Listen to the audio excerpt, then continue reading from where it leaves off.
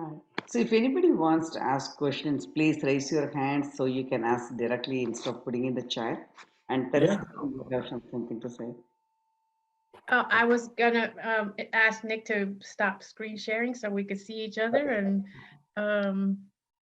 yeah, I have made tons of notes and wonderful things, takeaways, and I could just touch on a few of them. Educating the consumer into existence. That's I think probably the mission of all of us, since what did you say, 1 point something percent of the chocolate market is Less than that. I'm sure less, it's 0.1. right?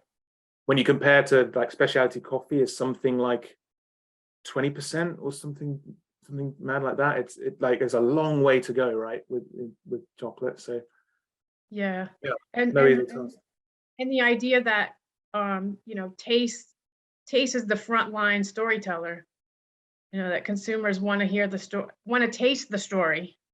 Yeah, and I don't like it because it's not what motivates me, and it's actually been quite painful to have to realize that and sort of come to terms with the fact that people aren't going to respond to the things that I want to talk about. I just want to bang on about tropical forests and all sorts of things, but like people just for the most part don't care, and like that's genuinely, it's hard to say, but at least the sorts of consumers in the Western world who are just stumbling into a chocolate tasting by whatever happenstance. Like it's so far down. They're like, oh yeah, that's sad about those orangutans that palm oil is killing or whatever. But it's not a thing that they're conscious of all the time. But what they are conscious of is that they are human beings with a sense of taste and flavor, and that's a very real present thing for them that they experience every day. So you can connect with that, and then all the other stuff comes afterwards. Yeah, the things that I can relate. We don't make chocolate. We make machines. The things that I could take away into my my own job is, what do you want people to learn from whatever you're sharing? Be motivated by what you want them to learn. And then something you said near the end was about handing people a wall of text is not necessarily going to give you the result that you want. And so finding a balance between technical data and you know for a lack of a better word, the romance of what the product can do for you. Yeah, like from a really marketing-y point of view, that there's a lot of stuff been done on that. In fact, Christina, who I originally sort of was talking about these concepts, who I did the thing at Chicoa with, she is a big fan of a guy called Simon Sinek or Sinek. I'm not sure how to pronounce his name, but a lot of people have heard of him. He's like business influencer or whatever. But he has this concept of the golden circle, which is the idea that there's like 3 layers to any sort of message or concept. And embarrassingly, I've kind of forgotten which order they come in, but the middle one is why. And really effective campaigns start with why something matters, and then the how and the what come later. So you sell, like if you're selling a product, selling people the idea of the lifestyle they can have from that product is much more impactful than the kind of technical specs of it.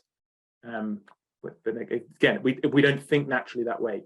So it does take, you have to just be conscious of these things and work on it now. Yes, Christina actually gave a presentation for us a few weeks ago. Really cool. Yeah, so we got we're now getting both sides of that fantastic Chacoa presentation. Cool. We're getting the having you here. So I invite anyone would like to let's see. There's a question from Yuri. Yes. About what kind of elements we can use during an event of tasting chocolate. So like what, like resources, perhaps, is that what we're talking about here? Like actual what equipment and stuff? Correct me if I'm wrong, Yuri, I'll answer to that first. But yeah, so a thing that you don't need, that lots of people do, is include a way for people to take notes. It's an absolute waste of paper. You'll get a tiny amount of people will take notes when they do a chocolate tasting, but most people are just in the moment, and that's why I said this thinking about it being a fun form of entertainment first is really valuable. Like there are a subset of people who go to a chocolate tasting because they really want to learn and they want to go deeper and they want to explore what chocolate's all about. But you might not even be delivering a session that is for those people, you know, so there's lots of layers to it. But taking notes, like we still do it at Cocoa Runners. We put in 2 sheets of paper, one for our flavor wave where people can mark down the different vocabulary to describe flavor, and another one that has all the individual bars on with a space for people to write their thoughts about each one. And I would say maybe 1 in 100 people actually pick up a pen and put it to paper. So my advice would be, like, if you're looking for what resources to put or what resources you can save on putting in, note taking is using up the space of something else that could be in your kit, for example. So you could have snapshot information about the chocolate is really helpful. People like looking at maps. So especially when we're talking about cocoa origins, literally a map that connects chocolate. A lot of people seem to respond well to that. What else? I think that the good thing about chocolate is you don't really need equipment, unless you're talking about drinking chocolate and stuff like that. If you've just got the pieces of chocolate itself, which I know it's not always easy because, you know, not all chocolate is produced in a way that is nice and modular and can be delivered in small amounts. So I don't know. When we've done them in person, we use those little paper medicine cups. You know, they're like little paper shot glasses. We tend to use those to hand out individual samples of things. But then I suppose that's kind of that depends a lot on the nature of the environment that you're doing it in, I suppose. But really just you and the story that you're transmitting and the chocolate, that's the absolute minimum. And I think you don't really need much more than that, to be honest. That answers your question.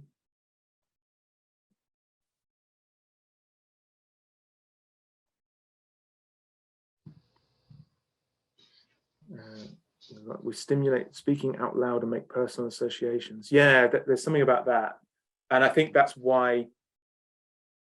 So I've done one tasting of a specific chocolate maker recently, where the package was they send you the chocolate in a kit, and then in that kit you get a link to a video, and you play the video while you're doing it.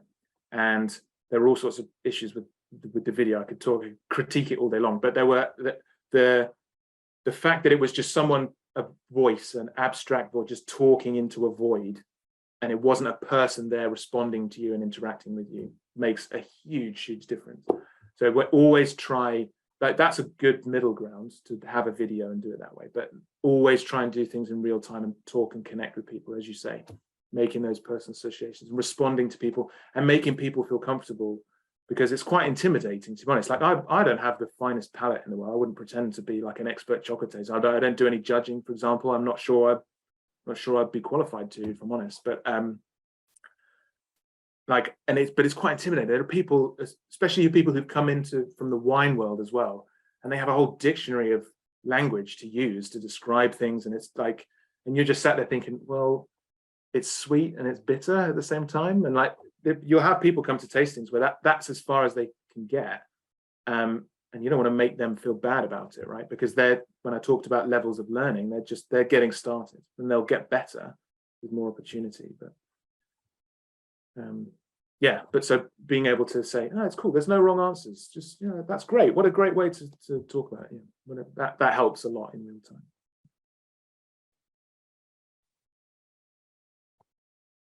This Balu, I noticed that you opened your video. Did you have a question or a comment?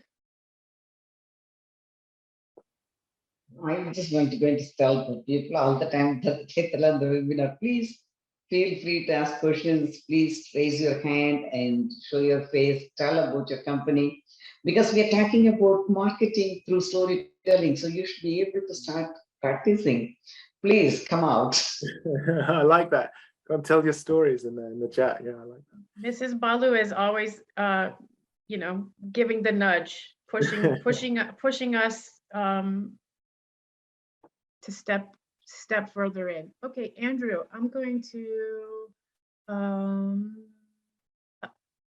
I hate that it says allowed to talk. I'm going to press that allowed to talk button, but what I'm going to do is invite you to talk. Okay, Andrew, does that work? Did that work? it did. Oh, Welcome. well, what a pleasure to just be with you all this morning. And my question is I've been deeply into Jamaican chocolate since 2015. And I used to be a chef and a baker. I've had bakeries and things like that. And I used to be a coffee specialist as well, roasting coffee. But what I found out by working directly with my brother-in-law, who's Jamaican, the transition and the life and culture of Jamaican chocolate is really about cocoa first before we talk about chocolate. And so I have a deep understanding of cocoa tea before, even as a chef and a chocolatier and all that, before I spent 1 year solid just making a dark chocolate, just so I understood the cocoa from our trees right outside his door. So what I've been doing, just to even have a position and not try to fight Hershey's, is I went into specializing cacao as a delivery system of all the nice things that's in it. Because I can't really, of all the flavors, and I've tasted lots of bean to bar chocolates from Florida to Seattle. And it's like, if I was growing carrots, I wouldn't really care about your carrots as much as I care about my carrots, even though I appreciate you growing carrots. You know, I would be in a stall right next to you. And with that being said, I like the opportunity, but as a musician, we're about to start some chocolate tastings, and you've really helped me take what I'm up to. I was 4 months ago about to stop doing cocoa and chocolate at all because COVID and life and on and on. But recently my brother has come in for our Moyenda Research and Healing Institute. So I said, well, let me get back to doing some chocolate. And the focus is definitely on flavor, and more than subjective, I think of depth of flavor as in the term umami. Because when you start sweetening cacao, oh, you've made some serious decisions. And with that being said, of course, I mean, we grow up on confectionery, and confectionery's fine because I do like an Almond Joys and a Hershey's. I honestly do. However, it doesn't help me put more water tanks at my place and doesn't help me grow more cacao. So, you know, I like the opportunity to hear your stories. And I am a storyteller, recent graduate of Florida Atlantic University in theater, but I specialize also history of the Caribbean. So I like being part of this community, and I have seen your equipment of Cocoa Town in Montego Bay. That's when I found out about you guys, was from a chocolate company there. So thanks for letting me say a couple of words. And I'm starting chocolate tastings on the 7th of September, just to let you know. Cool. You should plug where so that people can come find you. Well, it's going to be in Magnolia, which is Seattle, outside Seattle, just right on the other side, the west part of Seattle. There's the hill called Magnolia Hill. And we've got events that's been going on there, and hearing the thing about marketing and storytelling has put the octane in my tank to make that decision to focus back, because COVID stopped a lot of things. Honestly, it did. It really, you know, it slowed, and people are going to take care of themselves.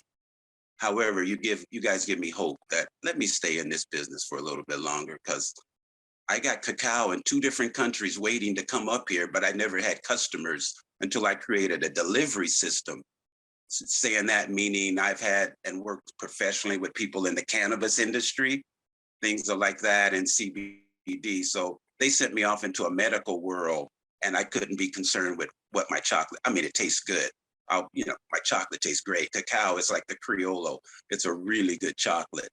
And it's been a good delivery system for health, but I need kids and everybody to enjoy it. So I'm headed back that direction. Yeah, do some music about it. That's a really good angle. There's only a couple of people I know who've done anything musical to try and... Oh, no, in fact, no, I'm a professional musician. And so, no, we've got music. We're about to do an open mic, and my brother plays, and No, no, we're about, in fact, you said to enjoy it, and that's what's up. Yeah. I'm serious. So no, that's actually in the planning, and I'll be doing them up here through the winter. But I will be bringing back my cocoa tea. I learned a special technique of making cocoa in Jamaica, and it's really something to have cocoa tea, which you know you need cocoa before you can have chocolate, and cocoa doesn't need chocolate. Cocoa doesn't need that at all. Cocoa is unbelievable. You know, from my experience, especially coming from the land of Jamaica, Maroon Town in the Cockpit Mountains outside Montego Bay. That's where we got 9 acres, and I got my little trees and things like that. And it's a lot of fun. You know, it's a lot of fun, but no one's bought my chocolate. I basically work as a contractor. I have been, but no, I'm back to working. So I decided to join you guys to let you know I've been watching you since 2015. I really have. I've been my eye on you, but I'm raising my hand and say, hey, you guys, this is what's up in the Northwest.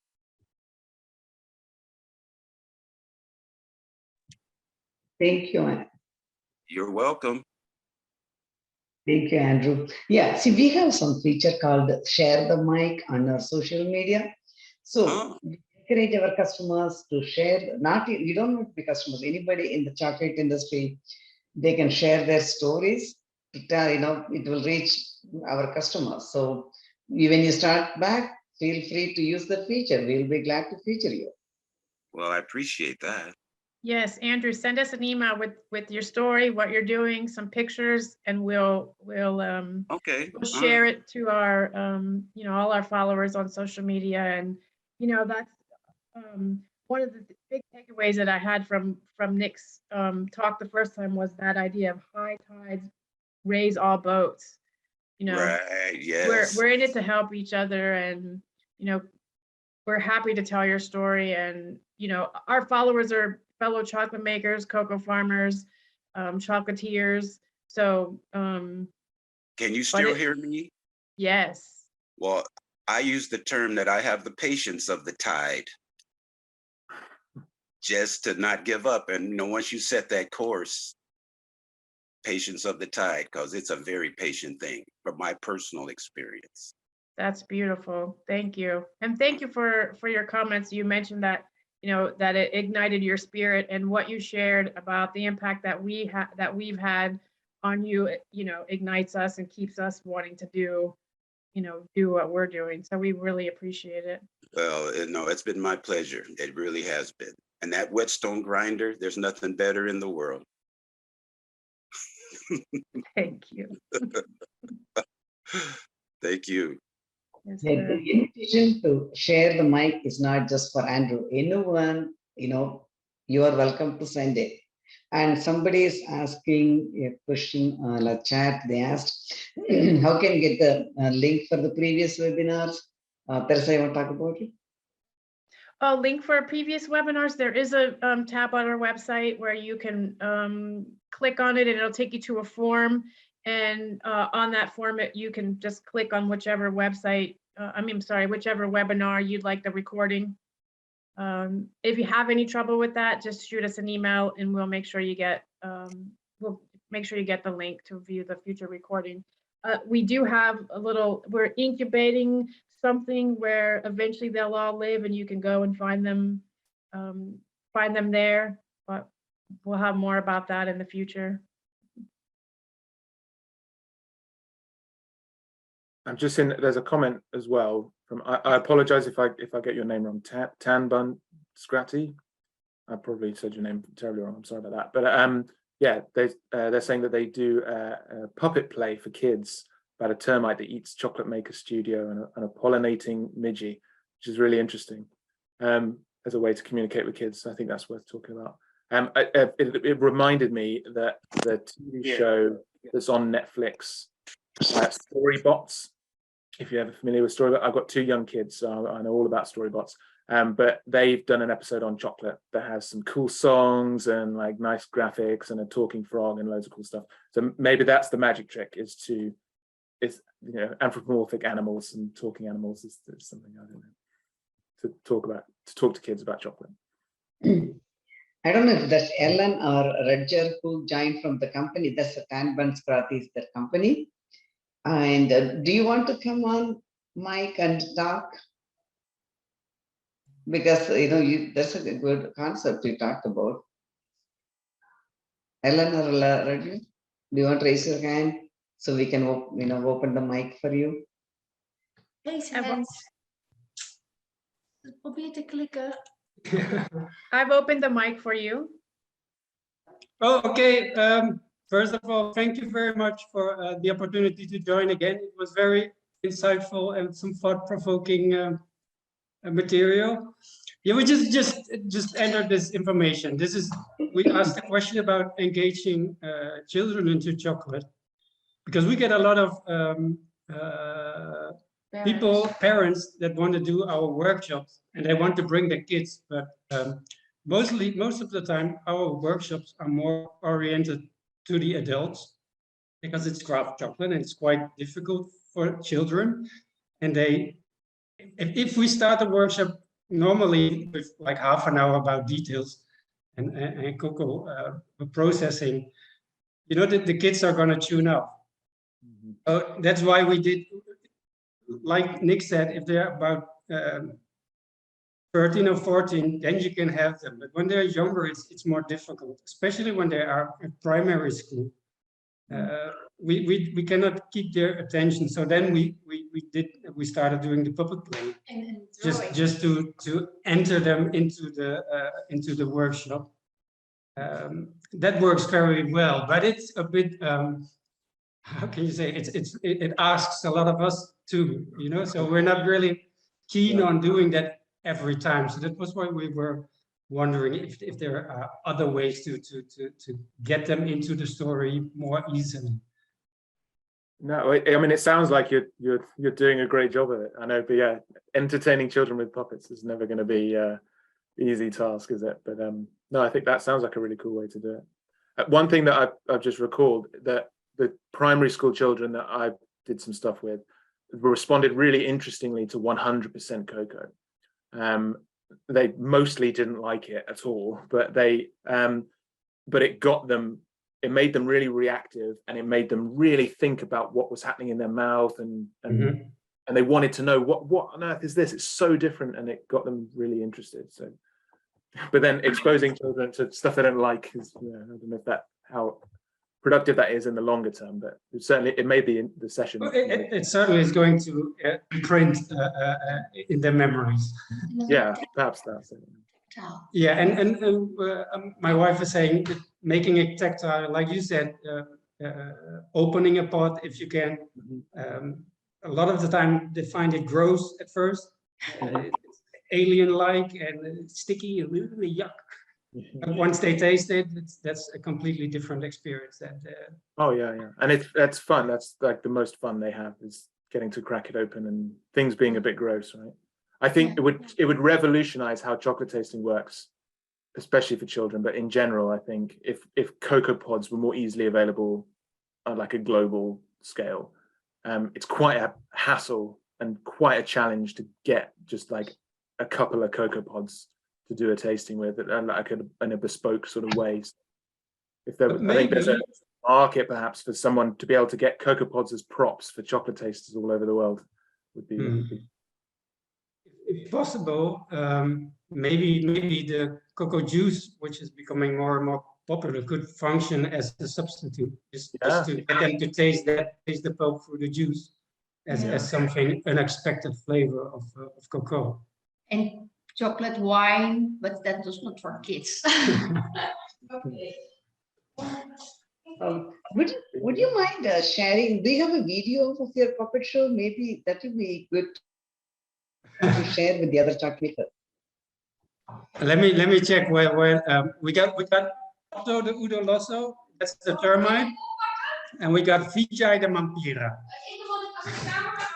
I hear my wife is going to get the puppets. They're quite rudimentary, but they function. Let me tell the story.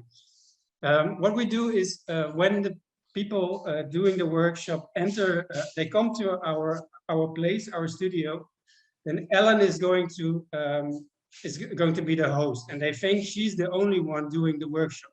I hide that back. We start the workshop with the puppet play, and then the story is about Otto, a termite who is eating in our studio. It's eating the wood. And of course, the chocolate maker does. I don't like that because it's going to ruin our place. I have a favorite animal. That's Vijay the Mampira, the midget that's doing the pollinating. But he almost doesn't work only 2 hours a day, in dusk and at dawn. And he gets all the credits, while Otto the termite is hated. And we get a confrontation between the two animals. I jump into the room because I'm hearing the noises they make. I see the termite and I get all upset and I want it out of the house. In the end, everything turns out to be a misunderstanding. I don't understand that Otto is thinking he's helping me get rid of dead wood. So we promote him to become a chief gardening officer at Tammoenstraat. And then in the end, he gets the badge, and we do a lot to get the children into the play as well. Can you put it on your hand? Oh, it's already got it. Unfortunately, we can't see you. We can only hear you. Teresa, can we promote them to a panelist? Or? Oh, we could, yes. We see Dr. Balu.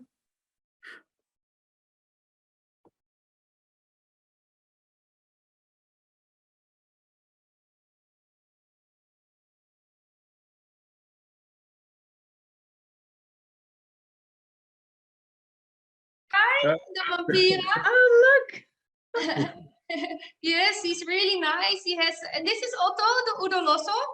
Oh yeah, it's a termite. Face his head. Face his head. Yeah, his face. And he has also a badge at the end. Oh, badge is gone. This is the badge he has at the end. Yeah, I have to turn. I love it. Yeah. So it's hot here. Yes, so this is Otto the Udoloso. It's a termite. And Vijay. Yes. So. At first, we had people from the people in Suriname with a mixed ethnicities. Here we got Javanese people, Creole people, Hindustan people, European people. At first, the Hindustan people didn't like that the midget was called Vijay because you call them no-see-ums and they sting as well. So people don't really like them. But once they hear that it is a pollinator of cacao, they are glad it is called Vijay. Yeah. So actually, these are two insects. What's really not really loved in Suriname, but they are very important for cocoa growing. So they help all the chocolate lovers to eat chocolate. Okay, bye-bye. Thank you so much for sharing that with us. I think that is a perfect example of one of the points that Nick made, which is sneaking education in through entertainment. Yeah, right? exactly. It's a great way to get the education part in through entertainment. And I bet everyone that's experienced that, those kids will never forget the termites and the pollinating fly. Yeah, exactly. They will never forget that. Yes, that's the goal. And we do notice that once you start like that, it's easier to get the kids sit out the whole workshop. They will ask where Vijay is, an hour later. Is he still sleeping? And we cover it with a towel or something, and they will sneak up on it, check how it's doing. What they want to. Even the first time when we did this, we had a school class, and the kids, they went out in the garden and they started helping cleaning our garden. They were actually helping Otto the Udoloso, the chief gardener. So we had a nice clean garden afterwards. That's wonderful. Yeah. So thank you for this opportunity to tell. Yes, thank you. Thank you for Great. sharing. Thank you for sharing. I That's think there's a picture book in your future. Put that Yeah, yeah, story into a book, and you know, it'll be a way to help the movement get the message out. Exactly. We're working on an animated cartoon. Wonderful. We look forward to that. Excellent. Okay, let's see. I think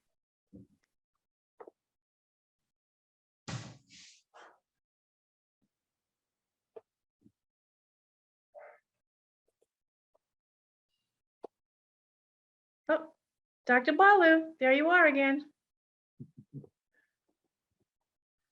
You're on mute. If you want to share something, you're on mute, Dr. Balu, and you always come with great words of wisdom. So No, I was just, there's a lot of echoing, that's why.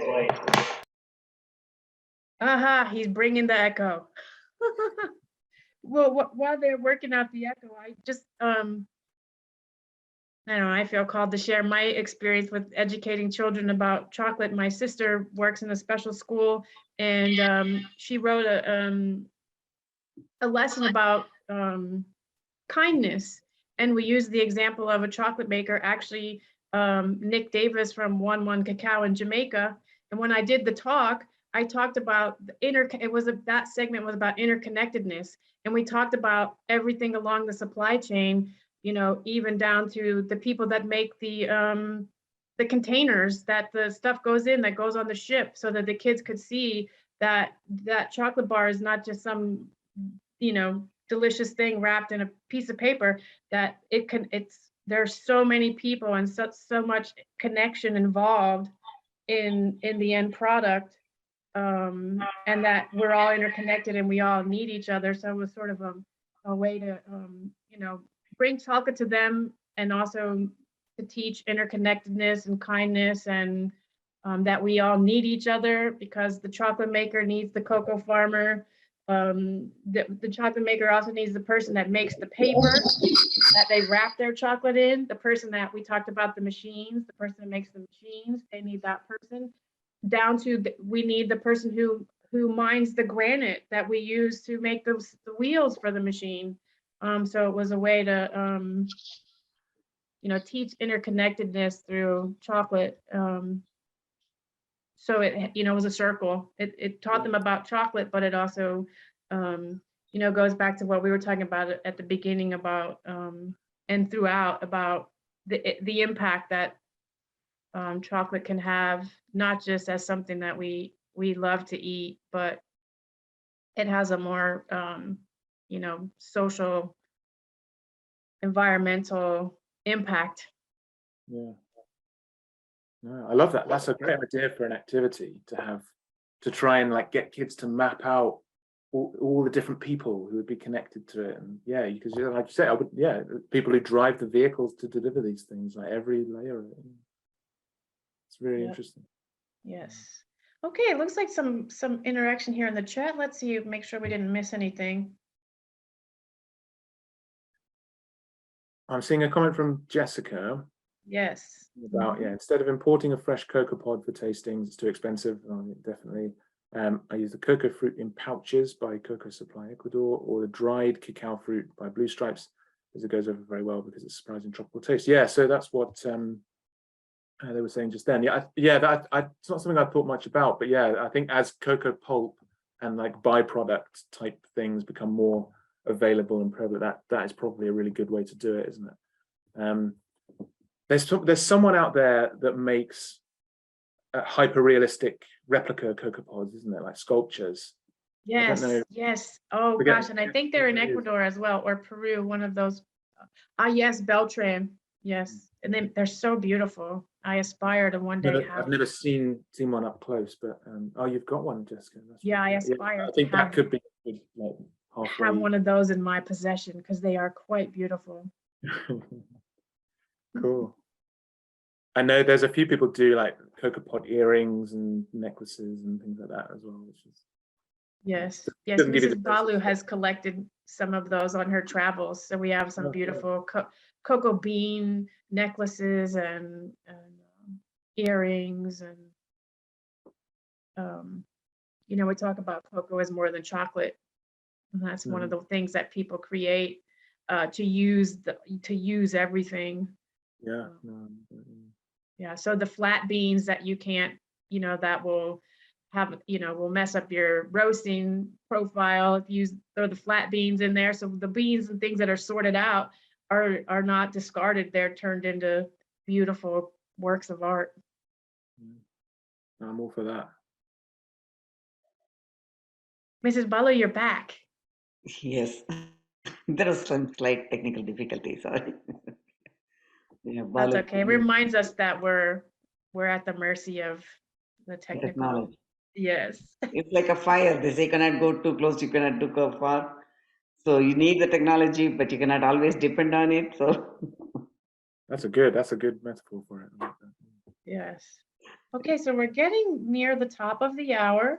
I want to just invite any one person would like to come forward with a question or a comment before we close out the presentation.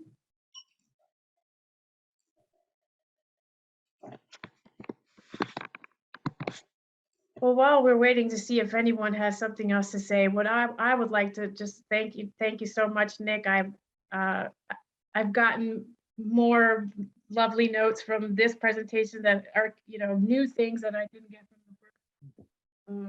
And one of the things that I'm like, oh man, that means Teresa, your voice is, we cannot it's hear been breaking you. up. Well, I was just thanking Nick and also wanting to say that I picked up some new things that I didn't pick up the first time that I saw you talk about storytelling. And I'm glad I picked it up, but I'm a little bit like, oh, really? Which is that we have to gear our marketing to the different learning styles. Not everybody gets the message the same way, which kind of makes it more, there's a little more work to be done and more nuanced to how you create your marketing storytelling. You can't tell it the same way every time because you're going to miss, the people that learn visually or the people that learn through listening. If you don't hit on all of those, learning styles through your marketing, And then the last thing I would like to say or like to do is invite you, Nick, to tell us what's the one thing that you would like to, if our attendees could take one thing away and the people that'll view this in the future could take one point away from our time here, what would that one thing, what would you want that one thing to be? Wow, that's a great way to end it. I think it's probably that communicating with people is not just a given that everyone can just do instinctively, and it's fine. It's absolutely fine that for some people it requires some work and thought, but that it's worth doing that. It's worth taking a moment to reflect, looking at what tools you've got, and trying to improve on how you do it. Because as you say, we take for granted. We think everyone's like us, but people are really diverse and different, and just embrace that. Thank you. Okay, Mrs. Balu, you want to talk, or may I quickly just talk about our next webinar? And then I'll give you the last word. Okay, so next in September 17th, we have a webinar with Dr. Rudy Scarfalato, who is going to talk to us about health and longevity with the busy season coming up and flu season making its way back in the US and abroad. He's going to talk to us about, how can we stay healthy so that we can, keep doing what our small businesses ask us to do. So it's about self-care and health for small businesses, and that will be September 17th. Thank you. Thank you, Teresa. I just need one help from all the participants. Just like Nick said, what one message.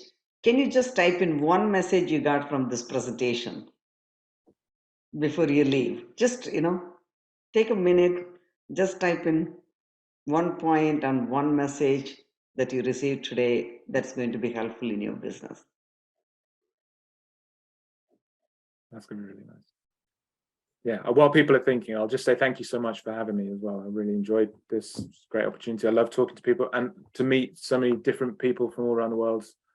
That's what makes chocolate so exciting, right? Because it's such a fascinating, diverse, broad community. I love getting to meet people and talk to people.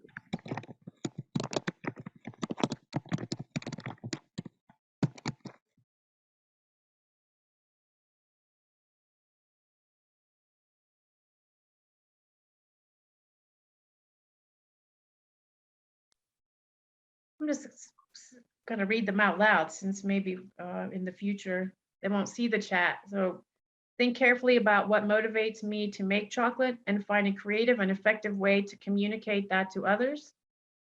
To engage different learning styles. Tailor your stories to your audience.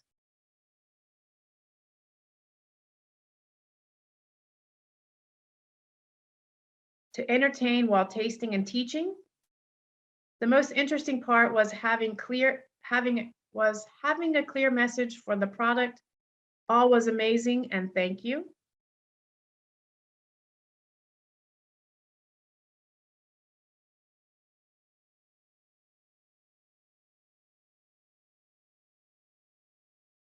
Okay, it looks like maybe we've got all the answers to the question. I have a big list, so and I've mentioned many of them, but don't lecture, I think is a good one, and sneaking education into entertainment. I love the concept that we have to educate our consumers into existence when it comes to chocolate making. Mrs. Butler, you want to speak?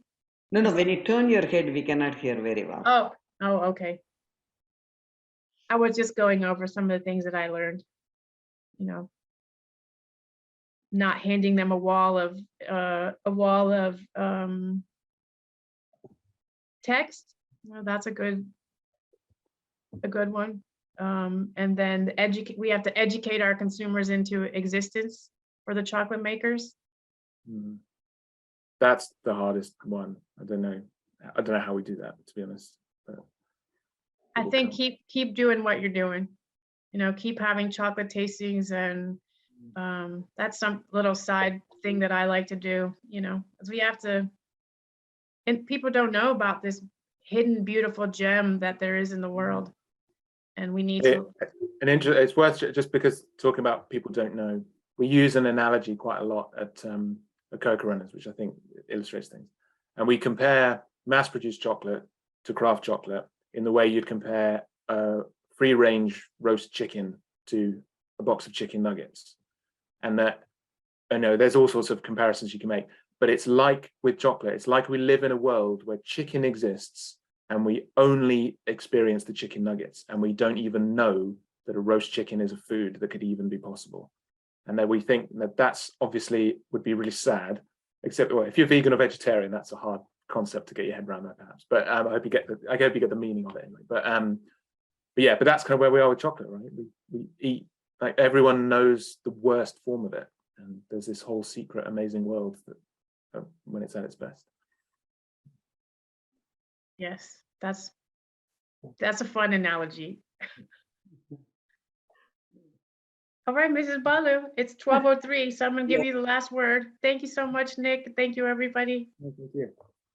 Thank you all. Thank you, Nick, and thank you for all the people who participated, because without you, this webinar will not be meaningful or useful. So thank you for making it happen.